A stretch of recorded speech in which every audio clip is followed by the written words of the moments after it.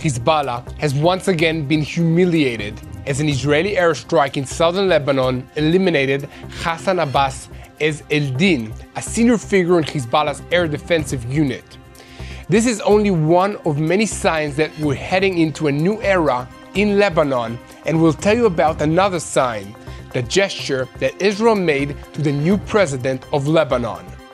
Next door, the IDF carried out dozens of raids on Syrian outposts in a wide area deep inside Syrian territory, mostly in the buffer zone near the border, but also further north.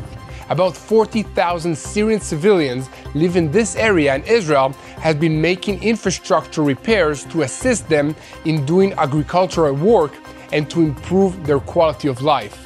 Meanwhile, Syria's interim president Abu Muhammad al-Julani issued a statement saying that the massacre against the Alawites threatens the mission to unite Syria, as he said, and accused groups supporting Assad of igniting the bloodshed, but admitted there were acts of revenge afterwards. Elsewhere in Syria, according to publications on Al Jazeera, a new agreement was signed between the Syrian government and the local dignitaries and leadership of the Es Sawaida government in the Jabal el-Druz area near the border with Jordan. This agreement will lead to the complete integration of the government into the institutions of the Syrian state.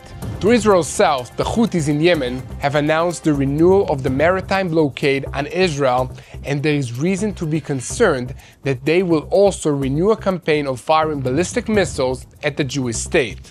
The IDF is preparing for this possibility by placing air defense units on high alert and issuing warnings to the public. TBN Israel's senior Middle East analyst Mati Shoshani will give us an in-depth look at the power shift in our neighborhood. Iran's President Masoud Pezeshkian issued a defiant statement to US President Donald Trump this week, saying he won't negotiate under threats and challenging Trump to do whatever the hell he wants. So, will there be a new nuclear deal with Iran or an offensive against Iran's nuclear program?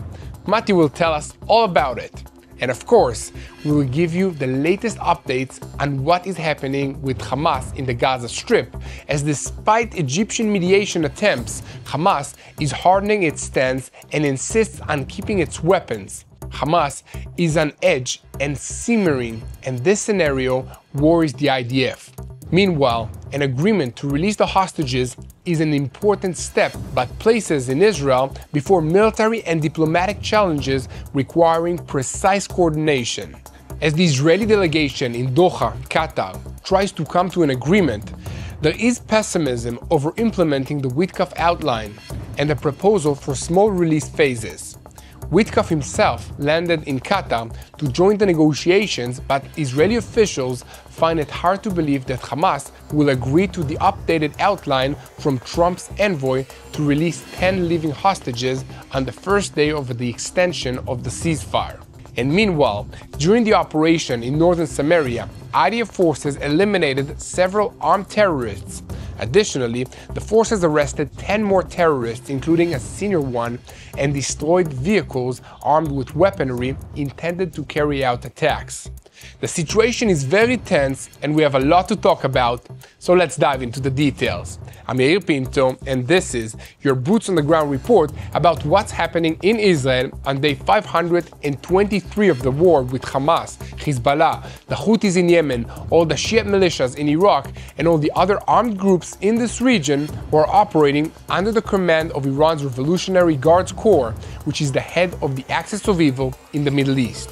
And a moment before we begin, I want to invite you to click on the subscribe button if you haven't already, so that you never miss another episode of Boots on the Ground. You haven't taken part yet? Be a seed of hope in our growing forest. Join the Rebuild Israel campaign today. Visit the address on the screen and make a difference in the land of Israel. After a long pause on the Yemeni front, the Air Force is preparing for the possibility that the Houthis will carry out their threat in the coming days and attempt to fire ballistic missiles at Israel. Last Friday, Houthi leader Abdul Malik el-Houthi announced the return of maritime operations against Israeli ships if, within 4 days, aid is not brought to the Gaza Strip. There was also a similar threat last month when they threatened that if the ceasefire in Gaza or Lebanon collapses, missiles fired from Yemen would resume.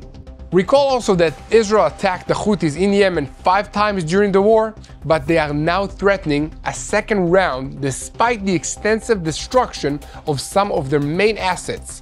The last time that Israel struck in Yemen was on January 10 of this year, days before the change of administration in Washington. Now, the Houthis have said that attacks on Israeli ships passing into and out of the Red Sea will resume immediately, and they have also threatened to resume firing missiles and launching UAVs at Israel. The Air Force is taking the threats from Yemen very seriously and decided on a series of steps to increase readiness, including placing air defense units on high alert. It can be assumed that Hamas asked the Houthis to resume their attacks on Israel as a means to exert pressure not to return to fighting in the Gaza Strip. And also last month, senior Houthis made a similar threat that if the ceasefire in Gaza or Lebanon collapses, missile fire from Yemen will resume. Israel said that there is close coordination with the United States Central Command for such a scenario, and Israel is counting on a much harsher American response against the Houthis than what was done under President Biden. The administration of President Donald Trump already declared the Houthis as a terrorist organization and imposed sanctions on Houthi leaders in its first month in office. Here at TBN Israel, we will continue to report on every development with the Houthis and their Iranian masters. And as always, we ask you to help us by sharing our videos on YouTube, following us on social media, and subscribing to this channel. Now shifting our focus to the north, on Tuesday, an Israeli aircraft conducted a targeted strike guided by military intelligence in the Nabatia area of southern Lebanon, killing Hassan Abbas Ez Eldin, who is responsible for the air defense systems in Hezbollah's regional Badr unit. He served for many years as a central knowledge hub in Hezbollah's air defensive array and led the efforts to rebuild it after it was significantly damaged in this war.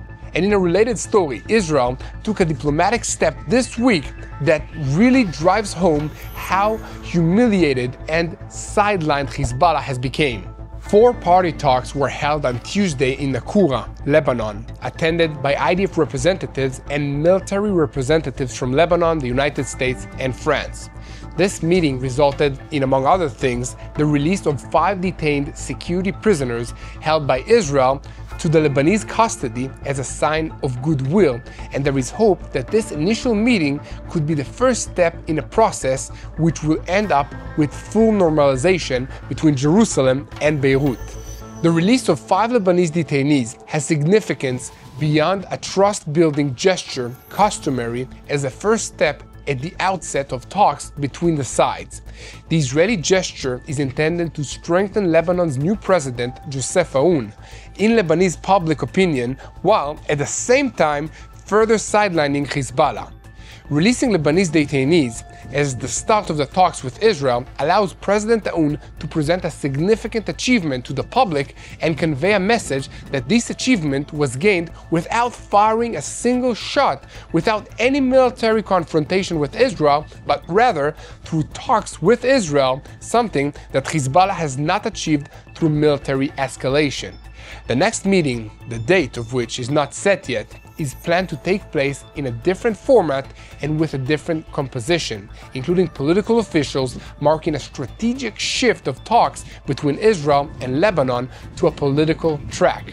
Israeli officials assess that the talks with Lebanon will be long and complicated, and the process will take months, but in the end, it promises a dramatic regional diplomatic achievement, normalization of relations after many years of conflict and removing Hezbollah, and by extension, Iran, from the equation. Here at TBN Israel, we will continue to update you on every development on the Lebanese border. And as always, we ask you to keep spreading the truth, share and follow us, and most importantly, click that subscribe button.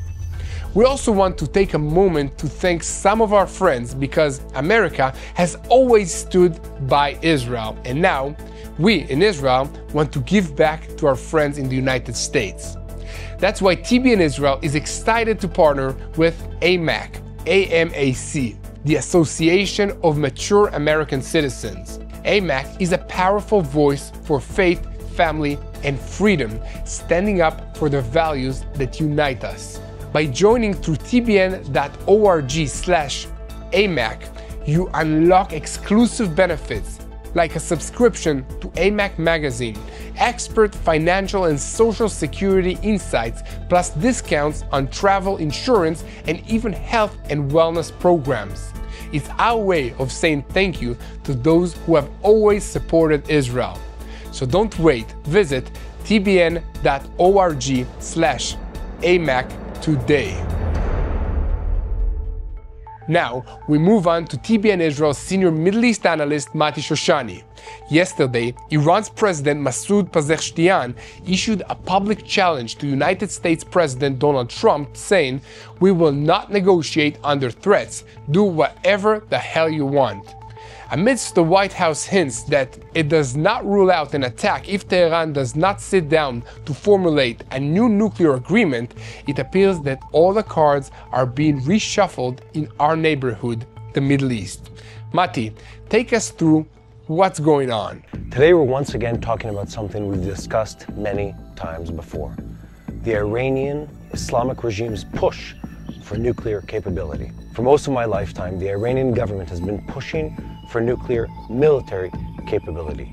They've done it under the guise of civilian programs, but it's been clear from the get-go that their goal is singular, and it is a nuclear capability that will be used as a military option against Israel and the US. And not only that, they have not been confused with their wording on this topic.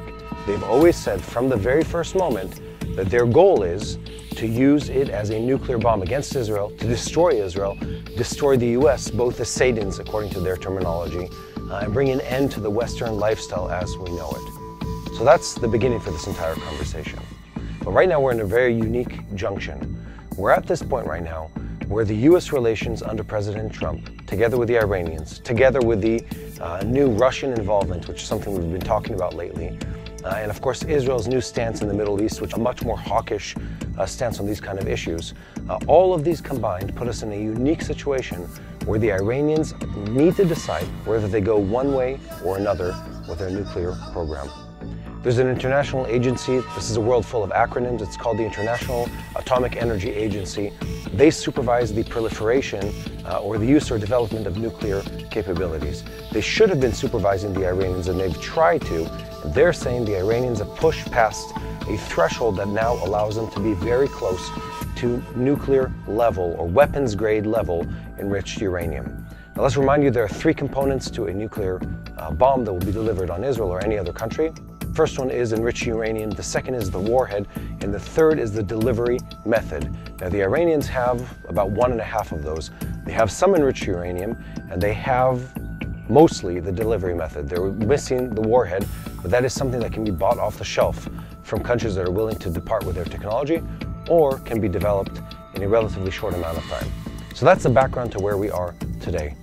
In recent weeks, since President Trump came into office, we've been having an entirely different conversation about the Iranians.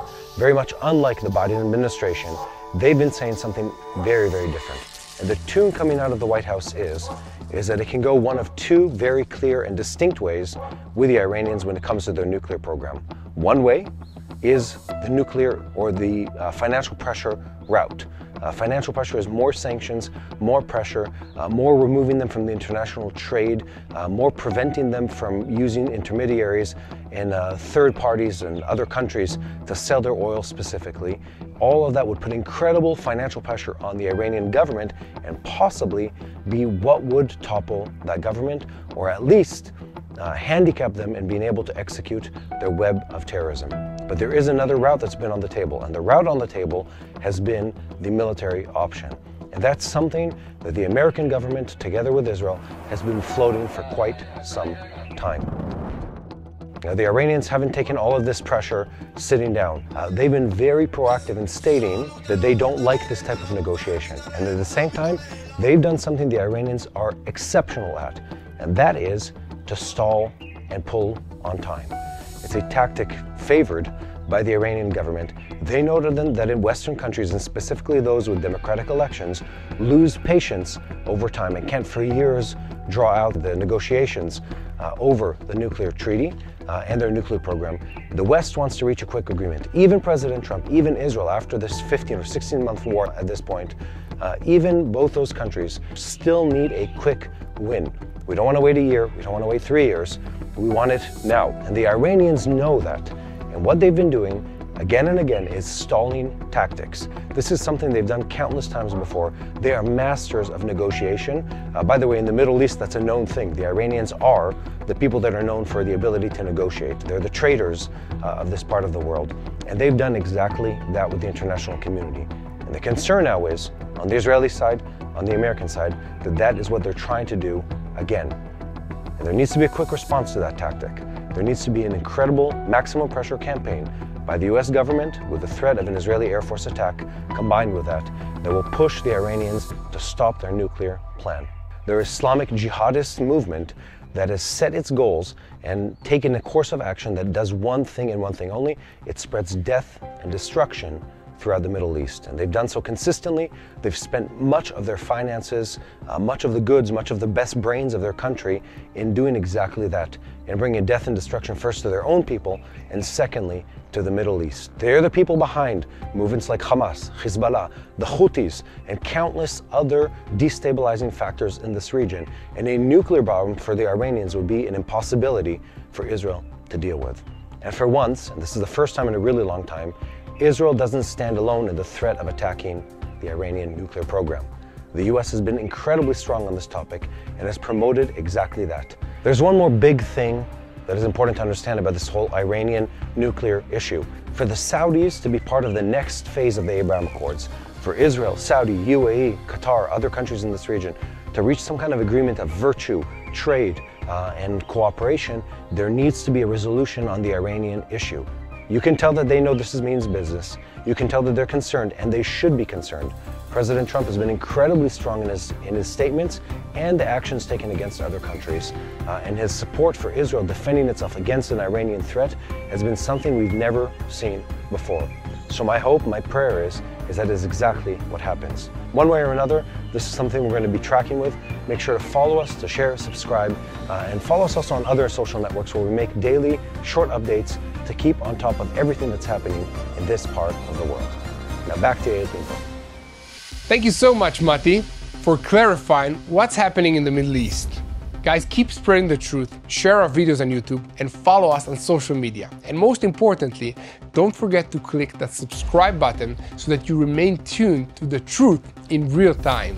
Now, shifting our focus to events in the Gaza Strip, reports in Arab media portals say that 5 Hamas terrorists were eliminated on Tuesday in an airstrike by the Israeli forces near the Nusirat corridor. This occurred despite the ceasefire continuing for 10 days already, during which the murderous Hamas terrorist organization has not returned any hostages. As always, Hamas issued an official statement disconnected from reality, saying that Israel continues to close the crossings in the Gaza Strip completely and preventing the entry of humanitarian aid, which constitutes a violation of the ceasefire agreement. So much for Hamas statements. Now, let's move on to the hot topic of this week: whether Israel will return to fighting and a ground maneuver in the territory of Gaza, or continuing to another agreement for the release of the Israeli hostages. In Doha, Qatar, negotiations between Israel and Hamas resumed through mediators in a joint Israeli-American effort to extend Phase A of the deal in exchange for a ceasefire until after Passover. However, in the background was and remains the real reason for the stalemate in ending the war: the refusal of Hamas to lay down its weapons and relinquish military and civilian control over the Gaza Strip. Hamas sees itself as encouraged by the ceasefire, which was established before it was defeated. It indeed suffered heavy losses that neutralized about 80% of its forces, yet it still projects an appearance of control of a military force by means of hostage release ceremonies. More generally, it likes to present an optimistic picture with the help of its mouthpieces, such as Al Jazeera. However, they've got a big problem because even the Saudis and the Emiratis oppose leaving weapons in the hands of Hamas. All of these moving parts and contradictory statements greatly complicate efforts to achieve a compromise, but the Egyptians are trying. In the framework document for rebuilding the Gaza Strip, it was stated, among other things, that the principle of one weapon be preserved. That is, only the governing body would have the right to bear arms. The document also presented the idea that Jordan and Egypt would train, and according to Egyptian statements, have in fact already began training independent Palestinian forces to maintain order. Another major issue is Israel's demand that Hamas's leaders in the Gaza Strip go into exile as a condition for ending the fighting. The Egyptians have in the past given Hamas assurances of guarantees for these leaders' safety if they relinquish control of the Gaza Strip and go into exile, but Hamas rejects this idea completely. The new proposal talks about the exile of a limited number of senior members of the military wing only to a secret destination, along with American guarantees that Israel would not assassinate them, but Hamas is opposing this idea as well. For the record, Israel's official position, as stated by the Prime Minister's spokesperson, Omri Dostri, is adherence to the Trump plan, meaning evacuating the Gaza Strip in order to rebuild it. A senior Israeli source said that in Israel, the focus of effort is on the possibility of releasing as many living hostages as possible. If it turns out that more cannot be released in the deal, there will be no choice but to renew the fighting so as to clean the Gaza Strip. However, it's important to look at the big picture here. From releasing half of the 59 living hostages and remains of those who have died in captivity all at once, to releasing 10 living hostages with no mention of remains, to individual phases with an unclear number of released, there have been a lot of different opinions for ending this conflict. However, United States President Donald Trump indeed gave an ultimatum to Hamas, demanding the release of all the hostages, stating that this is the last warning. But in practice, at the talks in Doha, the parties are discussing releasing a much smaller number of hostages. At the beginning of the month, Israel also announced that it agrees to the outline of the American envoy, Steve Witkoff. Beyond all of that, the situation in which the forces in the Gaza Strip find themselves is concerning from a military perspective. Hamas's attempts to prepare for war are clear. They have escalated in recent days by one step or even several steps, and the Israeli Air Force had repeatedly strikes terrorists, preparing booby traps for use against IDF troops if and when fighting resumes. But one scenario in particular worries the IDF commanders is that the terrorists will try to infiltrate one of the forces and carry out a showy attack or even abduct a soldier. This could damage Israel's morale, but it could also drag Israel into a huge-scale war, which is currently not suitable for Israel's plans. Israel sees the release of the hostages as a significant move in order to enable an effective ground maneuver in the future. And furthermore, the recent measures taken by Israel, including stopping humanitarian aid and cutting off electricity, are not actions that will bring serious pressure on Hamas in the near future. This is because most of the buildings that still stand in Gaza are connected to solar power systems. For quite some time now, Gazans have not relied on electricity from the grid, and they prefer the alternative of solar panels placed on almost every roof. Additionally, it is estimated that Hamas has enough food and water stored in Gaza to last at least 4 months and possibly even longer. Therefore, the IDF is preparing for a second, not-so-simple round of fighting in the Gaza Strip. So please, keep spreading the truth, share, and follow us. And most importantly, do not forget to click that subscribe button, as we need you to reach more people with what is happening in Israel. During the operation in northern Samaria, soldiers from the Ya'alam and Duvdevan commando units guided by the Shin Bet, engaged in several armed terrorists who had barricaded themselves in a building in Jenin and fired at the forces. At the end of the exchange of fire, 2 of the terrorists were eliminated and another terrorist was wounded. 10 more terrorists were arrested in the incident, along with Liwa Jaaz, who's a senior figure in the terrorist infrastructure in Jenin. Duvdevan units and fighters operating in Jenin also eliminated another terrorist who opened fire at them in a separate incident. And additionally, the security forces found 2 vehicles in Jenin containing weapons intended to be used for carrying out attacks against Israel and the IDF forces. And according to a joint statement by the security forces, the terrorists were arrested and the weapons that were seized were handed over to the Shin Bet for processing and interrogation. And there were no casualties during this operation to the IDF forces. Guys, we're out of time and I didn't get to tell you about what's happening in Syria. There are some very concerning developments in that country which we're keeping a close eye on. And if things really start moving quickly, we'll have a special report about it tomorrow. So stay tuned to our YouTube channel at TBN Israel and make sure to click that subscribe button if you haven't already. Hello, this is Mati here in Jerusalem with TBN Israel. This is Yair Pinto from TBN Israel here in Jerusalem. TBN Israel is keeping viewers informed with Israel-focused news, culture, and what God is doing in this land. Support TBN Israel today online at tbn.org/Israel. Thank you.